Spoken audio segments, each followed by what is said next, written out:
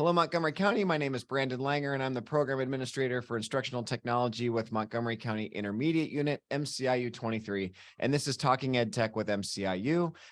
This is our opportunity to meet with vendors, thought leaders, and others that are working in instructional and EdTech to learn what they're doing, finding out where we're going in the space of EdTech. And today we are sitting down with an awesome platform that's been around for years, but with some really new, exciting features, and that is iXL. So we have Alysa today joining us from iXL for this conversation. So Alysa, thanks for joining us and happy you're here. Thanks for having me, Brandon. Anyway, tell us a little bit about, a little bit about yourself. Yeah, my name's Alysa Beer. I am a senior educational sales consultant with iXL. I live right here in Montgomery County, and born and bred. I was a former educator for over 25 years, used iXL in my classroom, so super proud to be representing iXL today. And pretty much I'm here to share a little bit about iXL, how easy it is to use, and this isn't only for new people who are delving into, or districts delving into iXL, but it's also for customers who have iXL and who are, wondering how iXL has changed and how I can utilize it better in my district. Yeah, and that's something you and I have talked about before in previous meetings, conversations, is just how iXL is not a new product on the market, but we continue to see advancements, new features, and just new ventures within the platform that you're using. And when we met this fall or late summer, early fall, and you were just kind of talking me through some of the features and things that you've been working on through the pandemic and throughout the past year, it was really impressive. And I'm excited for today's conversation just to kind of share some of that. So kind of to kick off here, a lot of us know iXL as kind of a math supplemental resource and have that background. And it's been extensive and big for years, but where's iXL working now? What are you guys pointing people towards? What are you developing out for teachers and students? Yeah, so I would say that obviously we have really changed since 2007, which is when iXL began its journey into the digital space. Back then it was just kind of practice learning in math specifically, but we've really branched out. And not only are we still, obviously, we do prescribe and offer that kind of independent practice, that personalized practice for students, and that differentiation for students, but really we're working on that engagement kind of purposeful use with teachers and students now, so that students don't just go off now and use iXL. They really work with their students and engage with their students and use it as an instructional tool. So that's really exciting for us. We also have added so many, we're very responsive to our customers. We really care about them and we listen to them. And we take what we're hearing in the field back to our content team, and our content team, they're awesome. They just add, what we ask pretty quickly, and the turnarounds, like every weekend, we're adding new features. So we're always adding more and making changes, which is why it's so important that, me and the districts and schools in Montgomery County and other counties in Pennsylvania are in touch so that you know what you have with iXL. And I think that's something that's become apparent. Again, we said it's going beyond math now. There's an expansive amount of content available within your platform. What are some of those subject areas that, for someone that maybe hasn't looked at this in a couple of years, what are some of the areas you ventured into recently? Yeah, so we have math and ELA, that's from pre-K all the way up to 12th grade. We have social studies and science, that's grades 2 through 8. And then we also offer, believe it or not, a Spanish 1 content area. So some schools use that for Spanish 1, like at a high school level, or some schools use it for like Spanish immersion programs, like with pre-K, K, and early ed. So that's really exciting too. And a lot of schools have like cut back their, their language budgets. So some schools use it where students are teaching themselves using iXL. They're learning Spanish online using our platform. No, that's great. And it's also cool to see not just sticking in one lane from the standpoint of like, you can only make algebra 1 so good, right? So you keep taking out what successful in that and then venturing into other content areas and then affording teachers the opportunity to live in one space, not having to go here for my math content, go here for my social study, go here, but giving people the opportunity to make use of tools they like in a single platform. You've also done quite a bit here recently with basically alignments and how we afford teacher the opportunity to do that, like I said, in a single platform, but also be able to look at maybe some of their other resources or other guides they're using and be able to leverage iXL in support of those. You want to talk a little Yeah. bit about that? Sure. Yeah. I mean, that's another thing that IXL really prides itself on, is really making the teachers' lives more simple, right? So we don't want teachers, we don't want more added to their plates. We know what they've been through, and we're really sensitive to that. So over the last few years since COVID, we really amped up our skill plans, they're called. So basically, our content team takes like standards or textbook skills from a textbook and basically custom builds iXL skills that are aligned to those, so that we can marry or integrate well with curriculums that are already in place in schools. So again, we don't want to take the place, and we don't want to change up what people are already doing, so that, teachers are, we don't want to upset the apple cart, right? We want to support and make things easy. So right here, these are the PA core standards, right? So you've got your social studies, academic standards, you've got your ELA, math standards, all the way K to L2. And these are the new integrated science standards. So we're always updating, we're always making sure that the minute, a new standard is released, we've got them. So what these are is, when you click into these, they actually give you, should we click in? Should we Sure. venture Let's in? go take a look. All right, let's go for it. So if we went into, let's say, like a 7th grade math PA core standards, basically down the left-hand side, you have the PA core standard. And these are all iXL skills that we've custom built to match the language, the way that they're going to see it on the test, so they can get familiarized. It's basically, in essence, test prep built into iXL. And this comes with your subscription. You don't have to purchase this separately. And teachers can assign skills right from this skill plan. So it's really nice and easy for, again, teachers to access and to make sure that they're covering all of these really important skills so that they're ready. So And I saw in that list that they could, like, you could basically assign at different levels. So you could either push to the grade, the school, or the actual individual student. The student would then see that on their side that it's been recommended. Okay. Yep. So when the student logs in, they see that this skill has been assigned, and then they just practice.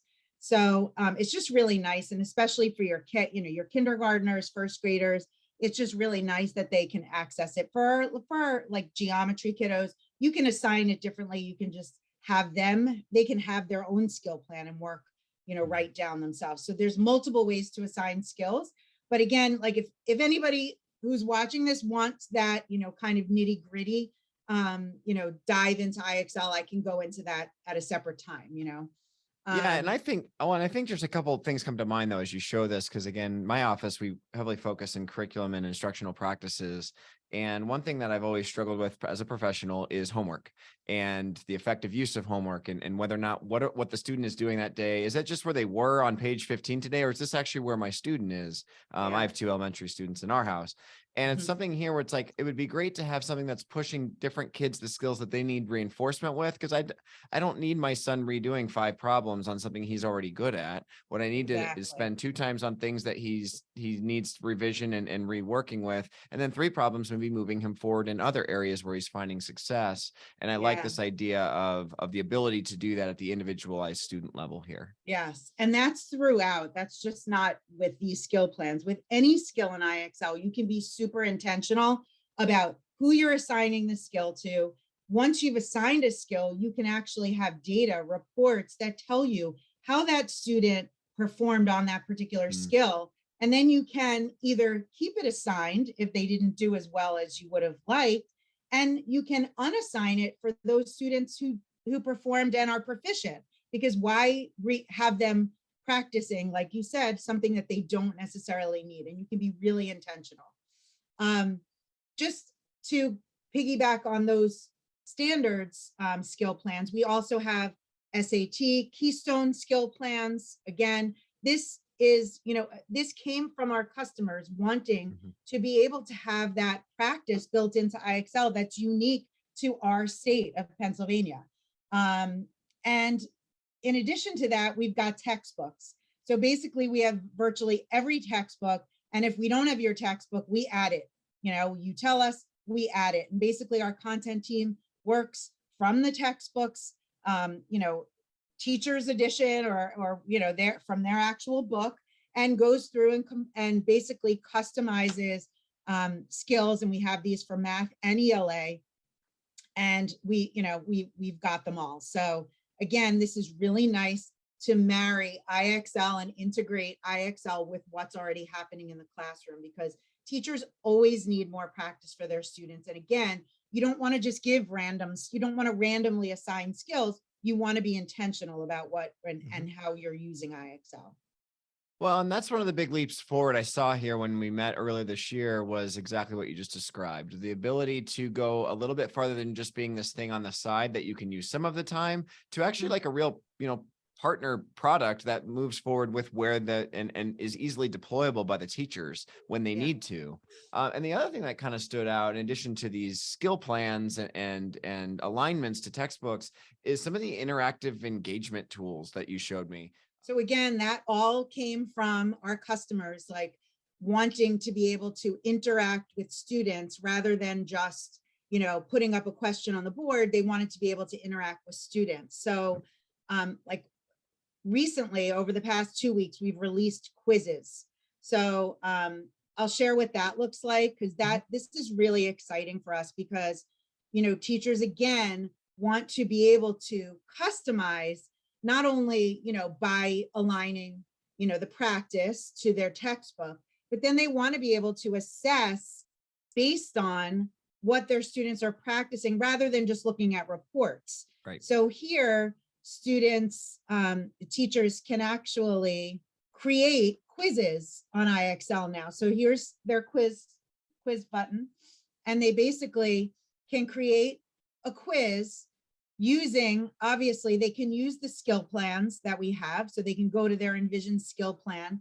But the nice thing about the quiz is when they do create a quiz, so like I was creating this fun 6th grade quiz, once they create the quiz, it's standardized. So when you work in iXL, it's very adaptive. So as I'm practicing and as Brandon would be practicing, we would be working at different levels depending on how our practice went. But with a quiz, it's just like a quiz if I'm handing it out to my whole class. So everybody's working on the same question. And there is a need for that standardization when you're giving a quiz. So when you do review and publish this, just like you would assigning a skill, again, you can be very intentional about who you're assigning this to. So if Brandon doesn't, he's already like way above this. So I don't need to assign this to Brandon, but I need to maybe assign this to a select other group, or maybe I just need to assign it to a few students. So again, you can really differentiate, and you can really monitor the learning that's going on in your classroom by assigning skills, assigning quizzes in this way to specific students as needed. And then once you publish it, it goes to that same place as where skills are assigned. When students log in, they see that assignments from my teacher. Another engagement tool is our group jam. Now, what a group jam is might be hard to explain just, by looking at this screen. But again, when you and I are working in iXL on a skill, we're working at our own pace. We're making mistakes at our own level. We're working out on different questions. But maybe I've just taught something more challenging, and I want to monitor how a small group, or maybe it's like an RTI, right? Like I know there's certain kids in my group who need intervention and who are going to need my extra help. Well, I can select the skill we're working on. Let me just go from a skill. So if I was in math, if I was in this 4th grade skill, let's say we were on place value review, I just taught my lesson, but I don't think that everybody in my class is ready to go off on their own. I can start a group jam, and I can choose just a few students who I think are going to need my help. And now those students are going to get a little notification on their devices that I've invited them to a group jam. And now I've set up a small group. So it just allows me to engage with my students, to monitor my students, and to really know before they go off into that independent practice, how they're doing. So we're all working on this question together. I'm going to see how they perform. We can move to review. I can do some teaching. So again, it's really bringing iXL to a higher level here. It's more of an instructional tool now. It's not just a digital platform for independent practice. Well, and to that point, this is not what's interesting about what you're showing is there's a vision for this being something where even if I'm sitting in the room with students in small groups, maybe doing targeted instruction like that, they're still getting, it's the true hybrid blend. It's the true experience of using digital tools, using digital catalogs and extensive question bases and all that stuff and all the power there without having to make 8 million copies of something and then being one question short. Like, no, you just keep going. You can keep pulling from this question set to focus on what the student needs and focus and work with them. Worry less about material prep, worry more about what you need to do instruction. And then again, wait, great. One kid tested out. Great. Go back to your seat. I'm going to stay in this jam with these 3 kids and keep moving through. And that's really the exciting part for me when we look at EdTech is less the park a kid here and hope they do well. That there are, as you said, there are things that are adaptive. There are places for that type of tool in our classrooms and in our practices. It is not the only way to use technology to positively impact a student learning experience. Yeah. It's funny. When I was teaching, using technology was like frowned upon, right? Back in, it was like, if you're doing that, then you don't know your kids, right? I can't imagine knowing my kiddos better by using this tool, honestly, because even after you have that group jam and I can exit, I can send kids out. Like if you were succeeding in that group jam, I could end the jam for Brandon and I could bring someone else in. At the end of the group jam, I have a report of that group jam. So I see, and I have documentation. So talk about making it easy for the teacher, but giving me a whole wealth of knowledge, right, about my kiddos. I know exactly what everyone in my class knows on any given day. It just makes me be a better teacher, really. Well, and you hit on a couple of points, and again, we probably won't spend a bunch of time diving in here, but a lot of these systems, and yours included, analytics dashboards and that kind of thing are becoming more available for teachers. They're a little more helpful. Teachers don't have to do quite so much of the cataloging of data, the diagnosis of data, and all that kind of stuff. It's being made more digestible for them. I think we still have a ways to go there, but we're getting there, and that's awesome because then that informs other conversations. I believe you also do some diagnostic or universal screening. Is that correct? Yeah. So can anything there that we can see? Because I know that's like a word that gets thrown out there, but then I don't know that everyone always understands exactly what that role of that is in each given platform. Yeah. So we have, we call it like an assessment suite because we have 3 different kinds of diagnostic tools. Okay. We've got a universal screener, and that functions as a typical universal screener. You're basically using it to identify, for intervention, right? So it's, you put students in there for about 20 minutes. And after 20 minutes, you have identified those students for intervention purposes. And it's just a very, again, lightweight and easy way to use that. And then that data can then be kind of rolled into our benchmarking snapshot diagnostic. But what I'm going to show you right now is really, this is the instructional part of our assessment. It's called our real-time diagnostic. And this is what can be used every single day because it gives you data in real time. So I'm going to share kind of what that looks like from the student. This is what the student and teacher admin sees. And then I'll show you what the admin dashboard looks like so that you can see how they get that kind of high level view of where students stand. Cool. So again, you know, we're really good at iXL at, you know, identifying student levels and then targeting skills that students need to work on and then giving them those skills. So it's like, you know, talk about comprehensive platform, you know, you've got it all right there. So this is, I call this the fireworks report, just like a celebration of my, you know, success in iXL. So this is a student's diagnostic report after they complete the diagnostic. So this is their overall math level. A 520 is about fifth grade, 20% of the school year. And this is, they get an overall ELA and an overall reading level. And then these are just the strands of mathematics, strands of ELA. So again, during the pandemic, you know, you hear all the time the gaps in learning. And this is really so important right now for schools. And we are seeing when schools are using this diagnostic tool, we are seeing so much growth with this in use with Fidelity, really.